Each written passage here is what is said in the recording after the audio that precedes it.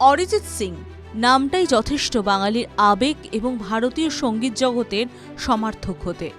কিন্তু সেই অরিজিৎ যখন প্লেব্যাক বা সিনেমার জগৎ থেকে চিরতরে সরে দাঁড়ানোর ঘোষণা করেন, তখন ভক্তদের মনে প্রশ্নের পাহাড় জমবে, এটাই স্বাভাবিক। অরিজিৎ নিজের বয়ানে জানিয়েছেন তিনি স্বাধীনভাবে সঙ্গীত চর্চা করতে চান, কিন্তু বলিউডের অন্দরমহল বলছে অন্য কথা। নেটিজেনদের বড় একটি অংশের দাবি, বছরের পর বছর বলিউডি দলাদলি ও রাজনীতির শিকার হতে হতে তবে কি ক্লান্ত জিয়াগঞ্জের ভূমিপুত্র?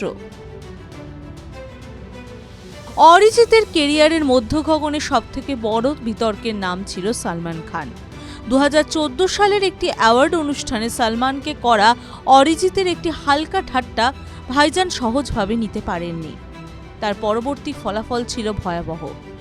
একের পর এক বড় প্রজেক্ট থেকে অরিজিতের গাওয়া গান সরিয়ে দেওয়া হয়। বিশেষ করে সুলতান ছবিতে তার গাওয়া জগ ঘুমেয়া গানটি বাদ দিয়ে রাহাত ফাতে আলী খানকে দিয়ে গাওয়ানো হয়। শোনা যায় এই ঘটনায় চরম হতাশার মুখে পড়েছিলেন অরিজিৎ। অরিজিৎ প্রকাশ্যে ক্ষমা চেয়ে দীর্ঘ খোলা চিঠি লিখেছিলেন সালমানের উদ্দেশ্যে। অনুরোধ করেছিলেন তার গানটি যেন রাখা হয়, কিন্তু সালমান গলেননি।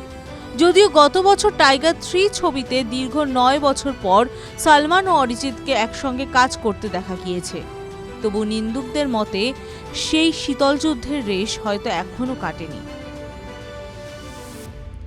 বলিউড মানেই নেপোটিজম এবং লবির লড়াই। বহুবার দেখা গিয়েছে রেকর্ড করা হয়ে গেলেও শেষ মুহূর্তে অন্য কোনো প্রভাবশালী গায়ক বা লবির প্রিয় কাউকে দিয়ে গান গাওয়ানো হয়েছে।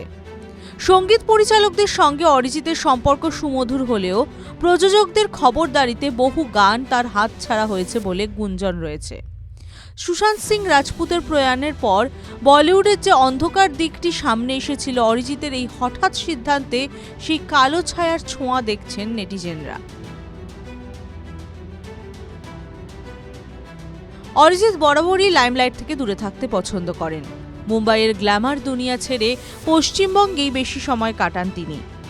ভক্তদের একাংশের ধারণা, গত এক দশক ধরে সিনেমার গানে যে ধরনের একঘেয়েমি বা রিমিক্স সংস্কৃতি তৈরি হয়েছে, তার সঙ্গে অরিজিৎ হয়তো আর তাল মিলিয়ে চলতে চাইছেন না। তিনি নিজের শিল্পকে লবি বা কন্ট্রাক্টের গণ্ডিতে আটকে না রেখে স্বাধীন সুরকার হিসেবে কাজ করতে চান। তবে কারণ যাই হোক না কেন, বিতর্কের চূড়াস্রোত যে প্লেব্যাক সিঙ্গার হিসেবে অরিজিতের এই বিদায় বেলায় কাজ করছে, তা নিয়ে সন্দেহ নেই।